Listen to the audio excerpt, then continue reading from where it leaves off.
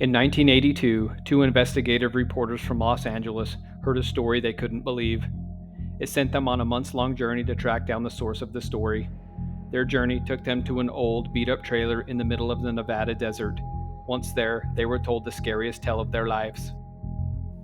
Isaac Moore was a gentleman that opened the door to the trailer and invited them in. This is a story he told the two reporters. I haven't told this story to anyone in a very long time, as it brings back painful memories. I suppose I can tell it one more time before I die, as I'm an old man now. I was 12 years old when it first started, and it's something I shall never forget as long as I live. The year was 1912, and my mother had just died the year before. This caused my father to turn from an occasional drinker into a drunken fiend. Both my parents and their families had immigrated from Wales to South Carolina in the 1800s, so we were already being raised with an iron fist, but it got much worse after the death of our mother. I have two other siblings, both younger sisters. Their names are Mary and Katie. Mary would have been 8 at the time, and Katie would have been 6 years old. My mother had a younger sister, Cora, who collected porcelain dolls. I remember going to her house a lot, which was just down the road from ours, and seeing her house full of these dolls. She was married, but was never able to have any kids of her own, so I got the feeling she thought of these dolls as her children. There was one doll in particular she named Milona, and was the only doll she gave a name to. When I'd visit her house, I'd catch her whispering to this doll, acting like it was a real person, and she'd stop if she saw we noticed. She took extra special care of Milona, much more than the others. I remember it was always sitting in a chair next to my aunt and always with her wherever she was at. It would even sleep in the same room as her, right next to her bed. That doll always gave me the creeps and I hated it.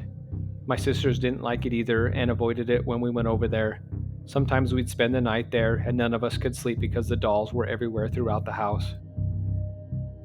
When I turned 13, my aunt suddenly got ill and passed away a few days later. The doctors never figured out what happened to her. It was really hard on her husband. I remember seeing him crying a lot after she died. He was a nice fellow, and I always liked him. One night after she'd passed, we heard a knock on our door. It was him, and he said to our father, Cora requested the dolls be passed down to the children should she ever die. He then brought in several big boxes of dolls, then left. There was a note taped to one of the boxes that read, "If you're reading this note, it means I'm dead. I want you kids to watch over my Milona for me. She's a special girl. If you take care of her, she'll take care of you." After reading that, a chill went up my spine. We opened the box and I remember looking down at the doll. It looked as if it was staring straight up at me. I looked over at my two sisters, who were vividly scared as well. Being it was late, our father was drunk and not in a good mood. He yelled at us to go back to bed. He never did have to tell us twice. I closed the lid to the box and went back to bed. I didn't sleep much that night. I kept seeing Milona's face staring at me from inside the box.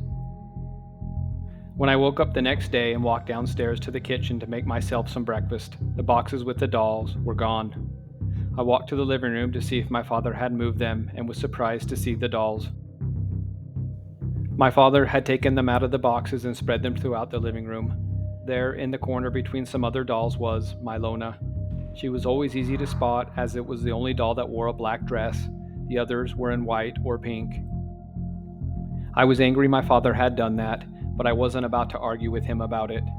I tried to steer clear of him as much as possible. As we were eating breakfast that morning, my sisters whispered to me about the dolls being in the living room, saying they didn't like it either. I told them to be quiet because there was nothing we could do about it. We tried spending as little time as possible in the living room after that. A couple of days later, as my sisters and I were sitting in the kitchen one evening eating dinner, talking and laughing about something, there was a pause in our conversation. I was about to take another bite of food when I heard the sound of running footsteps above us, upstairs. I immediately dropped my fork and looked up. "What was that?" Mary asked. "I don't know, but it sounded like footsteps. Like someone was running, I replied. I started trembling from fear, and Katie started to cry. I wasn't sure what to do. Our father wasn't home, as he always came home late and drunk from work anyways. What do we do? Asked Mary. I'm not sure. We'll wait here until father comes home, I replied. I know he'd be furious if we were still awake when he came home, but I didn't care if I got the belt. I was more scared of what was upstairs. We sat there for several hours waiting for our father to come home. I fully expected to get beat the second he walked through the kitchen door, but was taken back when all he said was, "What are you kids still doing up? Go to bed."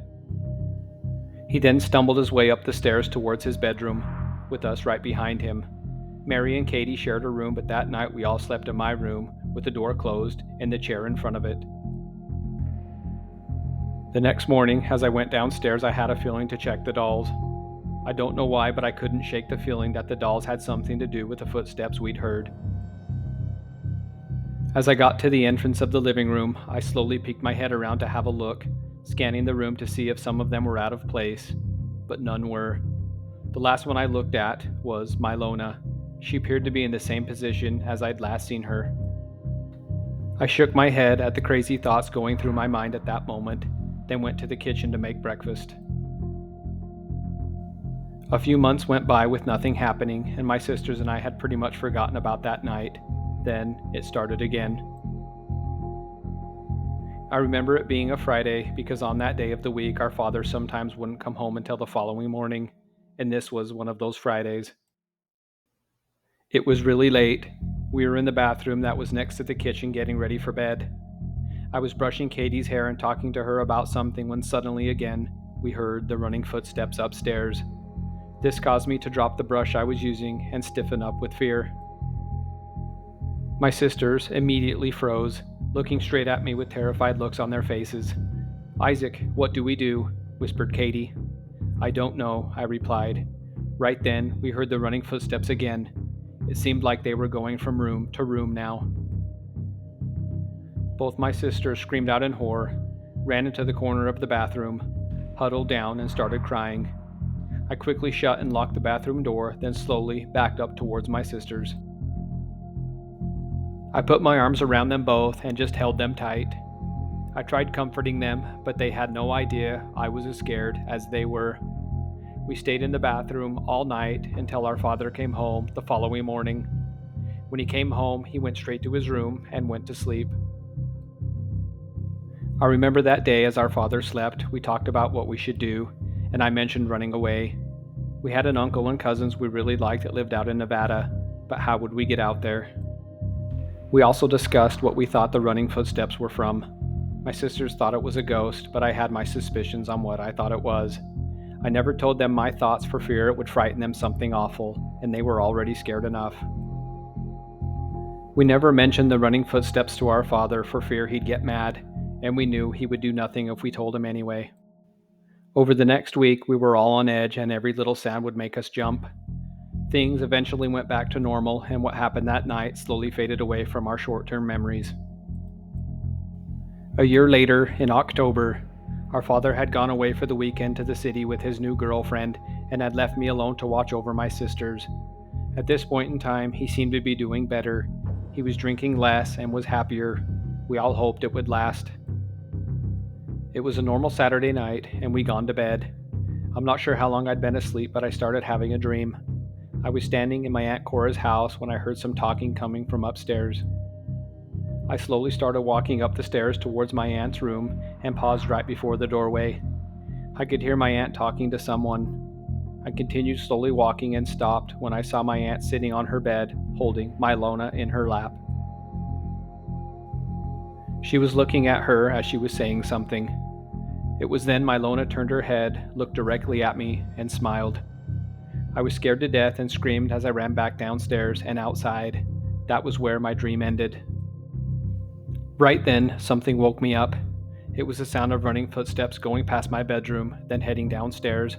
I immediately jumped out of bed and shouted out to my sisters, "Mary, Katie, are you all right?" There was no answer, so I shouted out to them again. But no answer. I ran over, flipped the light switch on in my room, then ran down to my sister's bedroom. As I flipped on the light, I screamed out in horror at what I saw. There was blood everywhere, and my sisters were not in their bed. I looked down and could see the foot of one of them sticking out from the other side of the bed. I ran over and gasped at the horrific sight I saw. There laid the bloody bodies of my sweet little sisters. There was so much blood. It's something I've never forgotten. I started crying as I knelt down beside them, grabbed their shoulders, shaking and yelling at them to wake up. As I knelt there, I noticed there were little footprints in their blood, and just above their heads on the floor, written in blood, was the name Cora, with a question mark behind it. I stood up as I trembled with fear. I knew I had to get out of the house and fast. I quickly ran downstairs towards the front door, turning on all the lights along the way, but something made me abruptly stop halfway in the living room. I looked over at my Lona and couldn't believe it. She was sitting there, but her hands were covered in blood, and there was blood dripping down from her mouth. I almost fell down as I stumbled over to the front door, opened it, and took off running down to the nearest neighbor's house. Being my uncle, Cora's husband, had moved away. It was about a half mile to their house, and it was the middle of the night, but I didn't care. I ran as fast as I could. Once there, I knocked on their door and told them what happened. The father told one of his teenage children to get help, and that he was going to my house to see if there was anything he could do for the girls, but I knew he could not. They were already dead. I was told to wait there. Several hours later, the police arrived and took me with them down to the police station. I was considered a suspect and was questioned for quite a while by several different people. I told them everything, starting back from when we first started hearing the running footsteps in the house, to the name written in blood, the footprints, and the doll having blood on it. They looked at me like I was crazy. The police said they never found the bloody footprints or my aunt's name written in blood like I described. They also said none of the dolls had blood on them. I didn't care what they said. I know what I saw, and I never doubted myself. Those images are burned in my mind forever. I know she cleaned it up when I ran out of the house. My father came back home late on Sunday and came to the police station. He was very cold to me, saying very little. I knew he thought it was me, or I was at least somewhat responsible for the deaths of my sweet little sisters. The police eventually released me and blamed the murders on being a random intruder. They never completely figured out what weapon or means was used to kill them. They think they were choked to death first, then the killer used their bare hands to tear them apart. They said there did appear to be small bite marks on them. One of the scariest moments of my life, aside from finding my sister's bloody bodies, was walking back into that house and seeing my Lona sitting there, looking at me. I swear she was staring at me as I walked past her. That night, as I laid in bed, I made the decision to run away to Nevada early the next morning to live with my uncle, and I've been here ever since. I heard my father went into despair and eventually drank himself to death. He lived in that house until his demise, and I never saw him again after that night. I never heard what happened to my Lona or the rest of my aunt's dolls.